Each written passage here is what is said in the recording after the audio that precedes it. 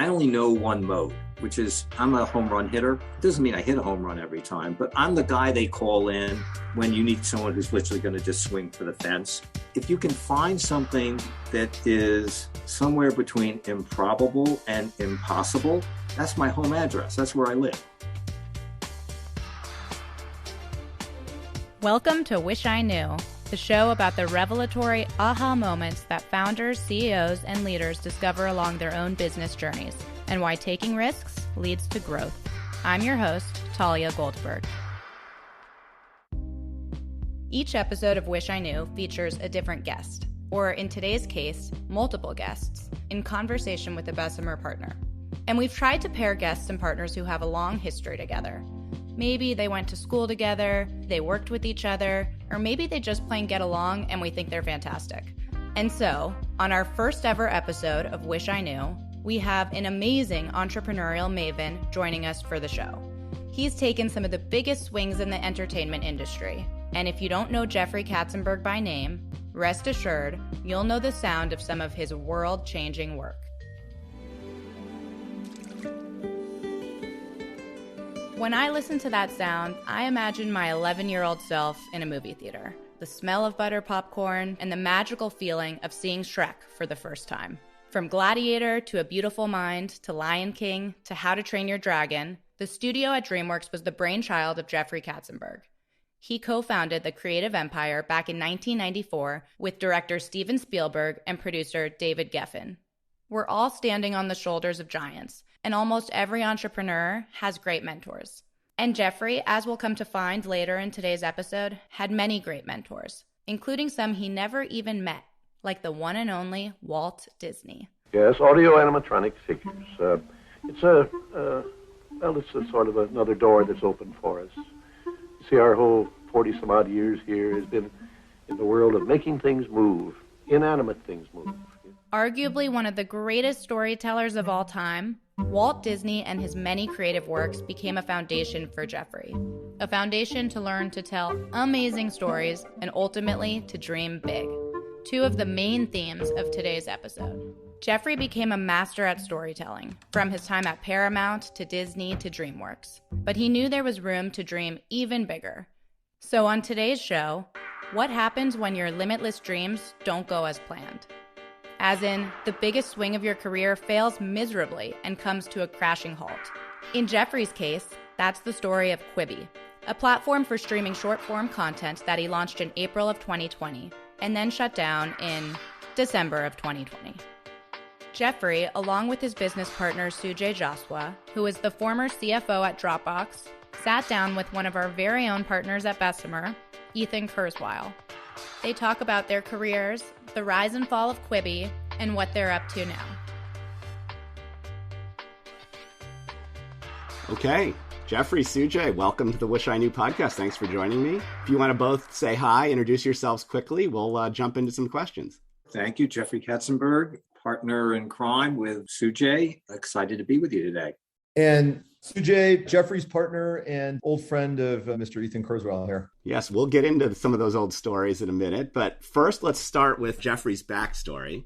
I've read a lot about one of your first jobs in Hollywood being as a gopher for Barry Diller when he was chairman of Paramount. I laughed when I first heard Ethan call Jeffrey a gopher. I imagined my friendly backyard rodent. But a gopher in the film world, spelled with an F, is basically a production assistant. And that's how Jeffrey got his first big start. So I'm wondering if you can tell our guests a little bit about how you met Barry and how that experience impacted your career ultimately. Well, I was introduced to him by an independent producer that I had been working for, David Picker. He'd been the president of United Artists, and I was working for David, and one day called and said, I think I might have a really, really great opportunity for you. I'd like to introduce you to Barry Diller, who at 33 years old had just become CEO of Paramount. So I flew out to Los Angeles, had arguably maybe the worst interview I've ever had with anybody in my entire professional career. I could not have handled myself worse. And I was arrogant, insufferable, idiotic, And Barry hired me. Why do you think he still hired you after that? Beats me. Years later, he said, I saw you as a diamond in the rough. And I said, you mean as an ugly piece of coal? But, I worked for him for 11 years. I consider him my greatest mentor for me in my career. He invested in me in a way that I look back on today and I still find just so extraordinary. And I've tried, honestly, I don't know as successfully, but I've certainly tried to do unto others as he did unto me. Barry just so impressed upon me and gave me as a gift the right to fail. He didn't expect me, didn't ask me, wasn't interested in me failing, but I knew failing wasn't fatal. And so that gift of knowing that you're in a risk-taking business and you need to take it, and as long as you're doing it smart and thoughtfully, there's room for it. Now let's talk a little bit about Disney. You're credited as the one that helped get Disney to #1 at the box office. So I wonder if you could tell us a little bit about coming to Disney and then what ultimately attracted you to lead the animation division there too. So I'd worked with Michael Eisner at Paramount. He had been the president there for 7-8 years or so. We became almost kind of a Batman and Robin. And when Barry left Paramount to go to Fox, Michael and I decided we were going to partner up on whatever we would do next. And next ultimately ended up being going to Disney. And I remember on my first day of work when I went to Michael's office to sort of report to duty, if you will, sat with him and talked about what are the things that I needed to get done to get the studio fired up, and the movie side of the business and the television side of the business and the Disney Channel and all of these sort of pieces that frankly had been fairly leaderless in the run up to us arriving there. And he said, fantastic. You know what to do, go do it. And I walked out and I got to the door of his office and he said, oh, Jeffrey, one last thing before you leave. He took me to the corner window of his office and he said, you see that building over there? I went, yeah. He says, do you know what they do there? I said, no, I have no idea. He says, well, that's where they make the animated movies. I went, oh, that's nice. And he said, and it's your problem. Now, I never made an animated movie in my life. I went to a couple of them as a kid, but I was utterly clueless. And so that was the beginning of what became an incredible journey. And that journey turned into a passion for me and something that, went on and rewarded me for decades after that. So the last little piece I'll tell you is Walt Disney ended up being my mentor in animation. And you say, well, how's that possible? Because he had passed away 20 years before we arrived at the company. But when he was there, one of the things that he did is that he recorded, both in audio recordings, stenography, memos, and photography, every part of his work process. Wow. And so I literally dove into these archives and became a student of Walt Disney. To this day, the greatest lessons that I learned from him.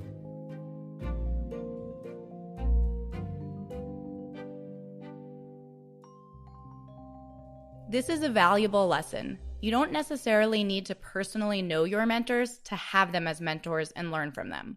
As incredible as having a mentor like Walt Disney was, Jeffrey's start at Disney was tough. As his colleague Michael told him, the animation studio was his problem now. And there were many problems. On his first day, Jeffrey had to lay off 1,200 people. 1,200! That was understandably difficult. But he eventually turned the ship around and did so beautifully. Because, well, who doesn't know Disney animation movies like The Little Mermaid, Aladdin, or The Lion King? Those are probably 3 of my top 10 movies of all time. But behind the scenes, it wasn't all roses and sunshine. There was a lot of internal conflict too. And it led to Jeffrey getting the boot. I was fired in the summer of 1994. And when I say fired, I mean like thrown out the door, kicked, beat, squashed, in every respect. It was nasty, it was ugly, it was mean, it was humiliating, it was bad. But Jeffrey dusted himself off and used his ousting as an opportunity. he decided to reach out to two of the most successful people in the entertainment industry. Oh, just Steven Spielberg and David Geffen, to see if they'd be interested in collaborating with him. If you'd gone to Vegas and tried to place a bet on this, it'd be $1 billion to 1 if you could find anybody to take it. Steven Spielberg had just won the Oscar for Schindler's List and the Bank of America Award, if there were one, for the first Jurassic Park. Like, he was at the height of his career. He could not have been doing better. David Geffen had just sold his record company for like the 4th time for another $1 billion. He was on fire. I go to these two guys. I go, hey, how would you like to start a studio together? They went, oh, yeah, that's a really good idea. I went, okay. And so, honestly, the fact that that partnership happened, as I said, you couldn't place that bet anywhere. And, it turned out to be a great partnership for 20 years. And each of us had our lane. And, I look back and I would say to you, in the past and in the moment that we're here, the thing that has been greatest for me is exactly that. Jeffrey sold DreamWorks Animation in 2016 to Comcast for $3.8 billion. When I sold DreamWorks and I woke up the next morning, I thought, if you were 23 years old today, which is when Barry hired me, what would you be doing? And in 1973, it was obvious, go to Hollywood. If you want fame, fortune, just great career opportunity, the place was Hollywood. 6 years ago, when I woke up and said, if I were 23 years old today, I'd go to Silicon Valley. Because that is where the greatest opportunities, entrepreneurs, fame, fortune, that's where it's being made today if you're starting out in a new career. I wanted to start out in a new career. And if you said to me, what's the key to your success? I would say to you, I have consistently in my career partnered with or had mentors that were infinitely better and smarter than me. And I always embarrass Sujay, who has been quiet here for the first 15 minutes of this, that he's half of my age and twice as smart as me. But I mean it. That's a good segue. So I want to bring you in, Sujay. You're not getting off the hook that easy, especially with that lead in, Sujay. Let's talk about your partnership with Jeffrey. You had just come off a run at Dropbox, as I recall, trying to figure out what to do next. I want to hear from both of your perspectives, but maybe Sujay, you start. How did you two come together? When was the magic moment when the sparks formed? After Dropbox, I'd been doing kind of research on what to do next. And I didn't have a brilliant idea and an ability to execute it that I thought hundreds of millions of people use. But there's actually another way to build great software companies, which at least at the time wasn't sort of well known in Silicon Valley, but was a model set up by a company called Constellation Software, which was very much, sort of a combination of executing a strategy through a combination of product innovation, but also through M&A. So where M&A is kind of a core part of the development of the product strategy and the go-to-market strategy. And at that time, there were only, I believe, 3 public enterprise software companies that had been founded since the dot-com bubble that were over 10 billion in market cap. Hard to believe now. And the 3 were Workday, Salesforce, and Constellation Software. And so I said, that would be kind of an interesting thing to go pursue, is go buy kind of Dropbox like freemium or prosumer or kind of consumer software companies and execute kind of a playbook and go build the next Constellation Software that way. We'll get to Sujay meeting Jeffrey in a moment, but I want to pause on Sujay briefly. Sujay most notably helped transform Dropbox during his nearly 5-year tenure at the company. And Sujay's no stranger to Silicon Valley. In fact, he and his brother, who actually was an analyst at Bessemer back in the day, were both born and raised in Silicon Valley. Their parents were computer scientists, and Sujay's dad, Raj Jaswa, was one of the first successful Indian entrepreneurs in Silicon Valley. But that success didn't come easy to Raj and his business partners when they co-founded Opti back in 1988. His first company, they didn't raise a dime of venture capital money. They couldn't get a single person to invest in them. Ultimately, they found some angel investor, gave him like $250,000. 5 years later, it was the largest chipset maker in the world. It was him and 3 Taiwanese co-founders. And at that time, the feeling among Indian and Asian entrepreneurs was that if you were not a white guy, you couldn't raise venture money.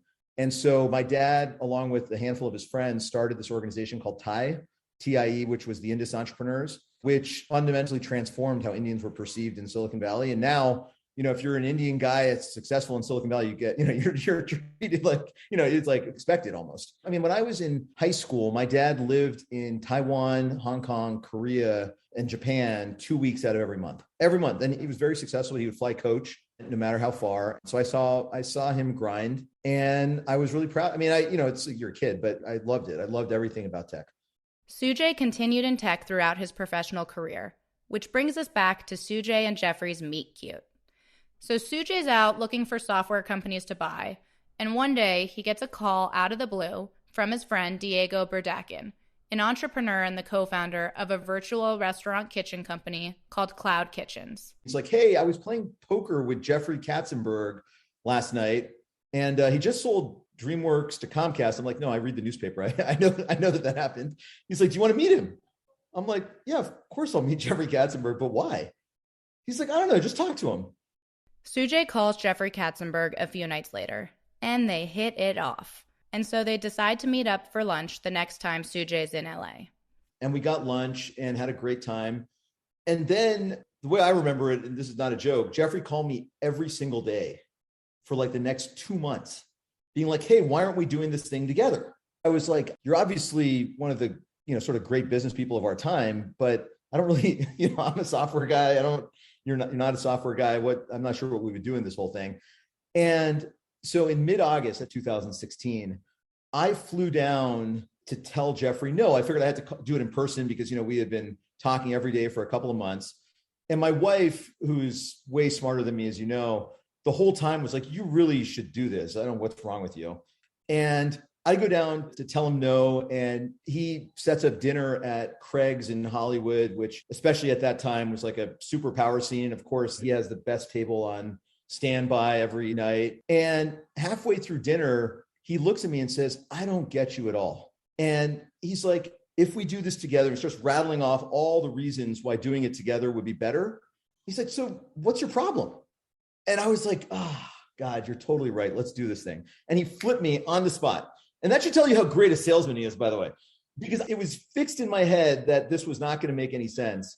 And an hour in, we were planning, the incorporation of the company. So it's kind of a crazy thing. In 2017, Sujay and Jeffrey launched their company, WNDRCO. That's WNDRCO. WNDRCO was set up as a holding company. Their goal was to acquire, incubate, or invest in a portfolio ranging from consumer software companies to digital media companies. All right, so before showing up at that dinner, Jeffrey, along comes Sujay. You've talked to him every day. What spark flew for you that you were like, okay, we got to do this together? I felt like there was nobody that I met. I met 300 people, just to be clear about this. And I just felt he was the one that impressed me the most. His ambition and vision were aligned with things I wanted to do. And I felt that he actually knew everything that I didn't, which was a lot, and still is, by the way. But Ethan, one of the things that, I get asked a lot was, hey, Jeffrey's a media guy, you're a tech guy. Why does that make sense? And what I always thought from the beginning was that so much of what's happened over the last 15 years has become basically applying technology to making old products much better. Like, whether it's Uber that took the taxi model and transformed it using tech, or Airbnb, which took the, kind of timeshare business and it just did it way better using technology. I mean, taking technology and revolutionizing the animation industry was like a massive example of those things. It had been classified as media, but I think in today's world, it would actually be classified as a tech company. And so I always thought of Jeffrey as someone who understood how to use technology to make consumer products better than people understood them to be. And so I thought he always had an intuition for it. One of the most prominent investments Sujay and Jeffrey made via WNDRCO was Quibi, a mobile streaming service for short-form video. But it was more than an investment. It was actually more of an incubation. Jeffrey founded it himself, and Quibi raised $1.75 billion in funding pre-launch, only to shut down a short 7 months after launch. Coming up, Jeffrey and Sujay look back on the crazy ambitious vision of Quibi and its humbling crash.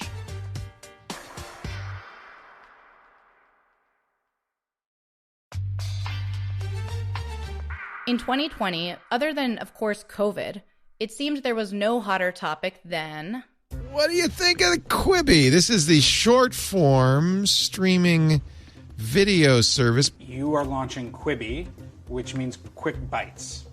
What is a quick bite? Quibi is a streaming service specifically for mobiles. Fascinated by the concept. I'm not crazy about any of the first shows they put out. None of those make me think like, oh yeah, I've got to see that. In today's Tech Bites, Quibi calls it quits. The streaming service built on short videos meant for your phone has shut down after 6 months in business. It's highly unusual for a company to raise as much money as Quibi did, get as many Hollywood stars as Quibi did, and shut down as fast as Quibi did.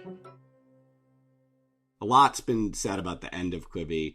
I actually want to talk about the beginning of Quibi. Do you remember a moment in the journey early on when you said, I want to take this risk? Was there something that made you think this is the first shot to take together? The ambition of it and the logic of it, to me, it seemed so obvious that this was going to happen at some point. And I only know one mode, which is I'm a home run hitter. It doesn't mean I hit a home run every time, but I'm the guy they call in when you need someone who's literally going to just swing for the fence. I'm always looking for what's something that's really transformative. If you can find something that is somewhere between improbable and impossible, that's my home address. That's where I live. That's the thing that's always most fun for me. And starting a studio, first studio in 65 years, trust me, everything that was said about Quibi was said 10 times over about that. When Michael and I went to Disney, everybody said, company's finished, dead, it's a corpse. And I could go on and repeat that. But it's literally been pretty consistent every time out where people said, idiot, dummy, not going to work. Well, they were right about that one. You can't listen to the naysayers, that's for sure.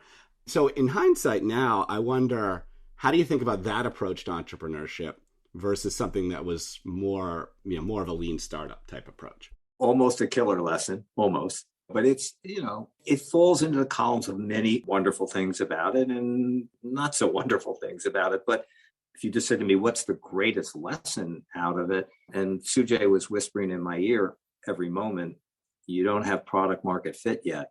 And we can talk about why. Doesn't matter. We didn't have it. And so it was for a lot of essential reasons an everything or nothing proposition because of the volume of content that we needed to have, because we were producing massive amounts of content that were to be consumed daily and actually had a shelf life of 24 hours. But it was so crazy ambitious in terms of what the vision was for it, which is basically to see if we could invent the next version of narrative, of movie, film, TV narrative, right? So it was a crazy ambition.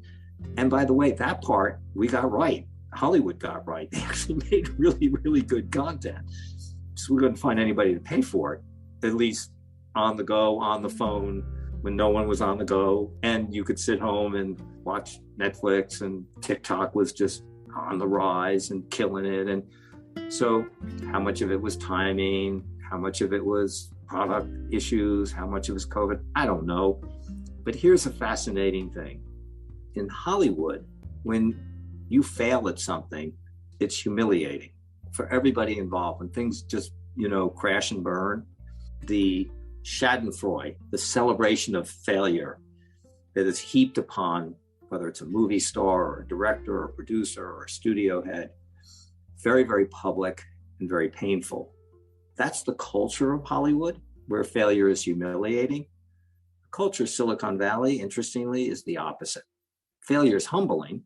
It comes with the risk. And it's a very simple equation, which is if you're going to do something unique and original, it is going to, by definition, be risky. If it is by definition risky, it means from time to time, ain't going to work. You will have some failure. And so if you take out of the equation the ability to fail, which is what Hollywood has done, you will take less risk, you will have less innovation, and it is where we arrive right now today in Hollywood. And you ask the question, why are we making sequels? Why are we making franchises? Why is every piece of IP known? It's a different type of content today, and it's expensive. And, they've tried to de-risk it as much as they can. So that's had a profound impact. The thing that is amazing is how public all the folks in Hollywood, their successes and failures are. Because if you look at, by way of example, you look at our investment in Quibi in the last 5 years, it's probably a top $100 lost investment in tech. It's definitely not top 10, but I don't even think it's top 50 in terms of the dollars we lost. We lost a very small percentage of the fund on Quibi. And yet the phone calls I was getting, people thought our obituary was being written. And it was because of how much publicity Hollywood gets. And I just thought about that for Jeffrey. I'm like, God, the guy's made 450 movies. I asked him once, I said, what percentage of those were hits? He's like, I don't know, 20? Which means if that's right, that's 300 plus ones where he had to deal with the criticism and the scrutiny and the I told you so's and all that stuff. And we, honest to God, unless you're at a WeWork scale, you never have to deal with that in our world. And so that was definitely an eye-opening thing for me. And living through it, was really, really, really, really tough. The thing for me is that the moment it was clear to me it wasn't going to work, I just wanted to shut it down and I wanted to give people as much money back. It's the first time ever in my lifetime I lost money for people. And that was humiliating. Even though everybody, was excited and enthusiastic and they all understood the risk reward part of it. When it wasn't working, that's when you're in the foxhole, and that's when you see true colors in it. And that foxhole wasn't a pretty place. But for me, I just wanted to get as much money back to people as quickly as I could. And the fact that we put $600 million back into people's pocket was the silver lining. For the last 7 years, I've taught a course at Stanford Business School, and it's an entrepreneurship class, so they're all interested in starting companies. I just remind them how hard it is to succeed and how lucky you have to be to succeed. And the way I think about that then is the only reason you should start a company is because you're so passionate about it that even if it has an unfortunate outcome and there's that significant opportunity cost for your life, it was worth it because you believe so much in it. You had that much passion and belief in it.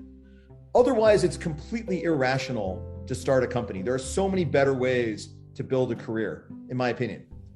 By the way, everything you just said is how I felt about Quibi.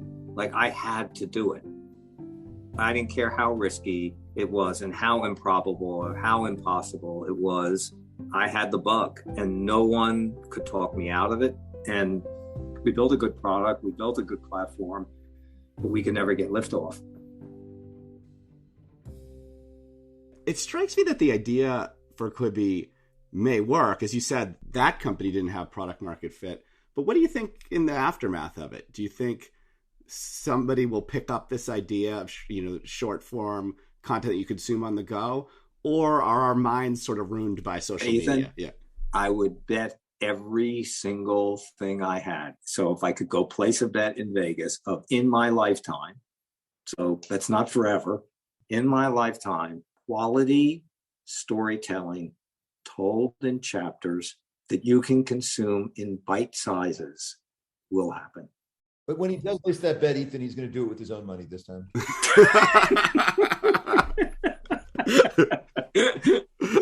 I was going to ask whether effort two was going to happen with the two of you, but you answered it. We have run so far from digital media.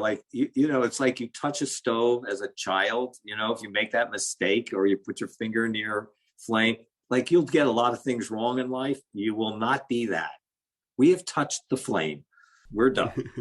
We're on to better, bigger, happier times. So certainly we have hives when we think about digital media overall, but we're also very well aware that it can often be iteration 10 or 20 of an idea where you end up with Google or Facebook or whatever. And so as much as we like to joke about it, we still meet basically every company in the space. The beauty of having Jeffrey as my partner is that everybody in that arena wants to meet us because of everything he's accomplished. And so, we have an open mind, but we're also very cognizant of the distribution challenges that are out there. Maybe that's a good point now to talk about what you guys are working on now. How did your interest in cybersecurity and in personal security, where did that come from? Was that always there along the way? Or was that more of a conscious effort you two have made together over the last couple of years to invest in those areas? One of the things that we're always interested in is when there's a tremendous sort of top of the funnel where like a lot of consumers are using a product, despite there being almost no marketing to acquire those consumers. And one of the markets, which I never would have expected us to get into, that had that characteristic was the VPN market. And we started meeting a lot of consumer companies in the security space. Our biggest observation was that all of them had like an early adopter audience that was like a really like loyal, addicted audience. But most of the time, that audience didn't grow too big. And once they started having to deal with paid acquisition, partnership-driven acquisition, basically all of them hit walls. And so it was like a broad consumer audience with an economic cap, which gets me excited because a big part of what we do is we basically look for consumer ideas where bundling can expand the market. It can be like a 1 + 1 + 1 = 20 situation. The second was that in a hybrid working model and a bring your device to work model, employers were going to have to start caring about consumer cybersecurity and maybe even paying for it. So that whole Dropbox for Business play where we could take a consumer cybersecurity product into the enterprise and get corporations to pay for their employees, that became something that we thought was possible. And so that was sort of the business concept. But from the big idea concept, the thing that was crazy to us was the world, in the last 15 years, basically all of us have come to accept, we're like boiled frogs. All of us have come to accept that our credit cards are going to be stolen and someone's going to be using them. Our kids' social media stuff is being tracked on the dark web. Our parents are going to get a robocall one day and give away their bank account information. And then we're going to have to deal with that and on and on and on. And we've all just sort of said, this is the price of being on the internet. And you're like, okay, why is that? You can't think of an innovative cybersecurity product, consumer product out of any of the big antivirus companies in maybe 15 years. Which is crazy because these are all $5 to $20 billion market cap companies. And so we looked at that and we said, okay, wait, the problem is getting worse. The competitors are totally stodgy. They're never going to innovate. There should be something that can happen here. So it's kind of like, okay, maybe we can get involved. We can consolidate this emerging industry, build the new go-to-market channels, dramatically improve the products, and hopefully build the next great company. The way I related to it is that in the last decade, every one of us have invested incredible amounts of money and digital assets to protect our physical stuff. Ring doorbells, Nest cameras, all of us, the stuff around our homes, our apartments, our cars, like we've really done amazing in the last, call it 10 years. That's become almost ubiquitous. But as Sujay said, we moved our lives onto these devices. And Ethan, if I came and I broke into your home, what would I get? Some computers, some TV sets, a little bit of jewelry, no cash. If I broke into your phone, you'd get massacred. And it's happening more and more and more. But 2 years ago, digital theft, for the first time ever in America, has now surpassed burglary. And so I see a world 5 years from now in which you cannot have a digital device that does not have some holistic protection around it. WNDRCO has invested in many cybersecurity companies like Aura, which is a one-stop shop for antivirus, VPN, and password management services. It was valued at $2.5 billion in 2021 after raising a $200 million Series F. I know it sounds crazy, but I think we could be Netflix for what I think is a bundle that people have to have. Do I need antivirus? Do I need credit card masking? Do I need a VPN? We should bring them together and for $15 or $20 a month, get it all. Do you wish you'd gotten into digital tech sooner, or how do you think about it? And again, sorry to take you back because I know you like to look forward. But... No, that's life. David Geffen has said to me 1,000 times, he said, Jeffrey, there's your plan and there's God's plan, and your plan doesn't count. And I think he's probably right. What's amazing is, and this is what I always say to people, which is great things have happened to me out of my worst darkest, horriblest moments, and great things have happened to me out of my greatest moments. You know, it's that thing. One door closes, another one opens. My failures have been as valuable to me, if not more so, than my successes. That's that old thing. If it didn't kill me, it made me stronger. And so far, they haven't killed me so far. Sujay may, but they haven't yet. I'm waiting for that one.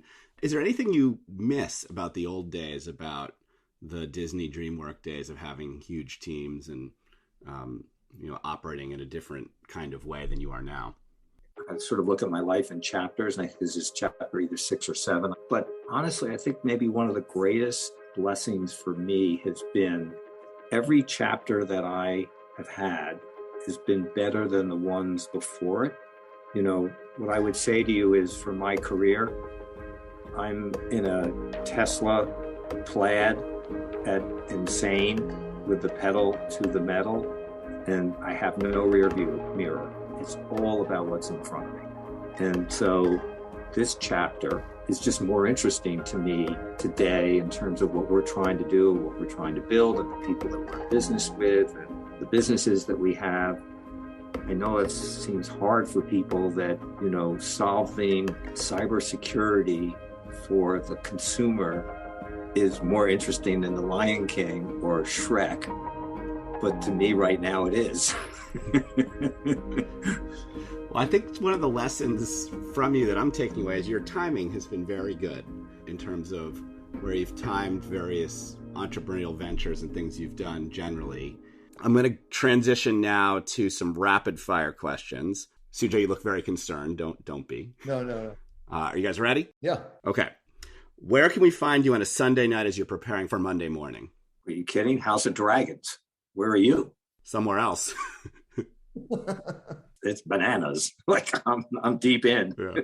You're hooked. Sujay. I'm just hanging with my kids these days. That's where I am. Yeah. Trying to wrangle them to bed.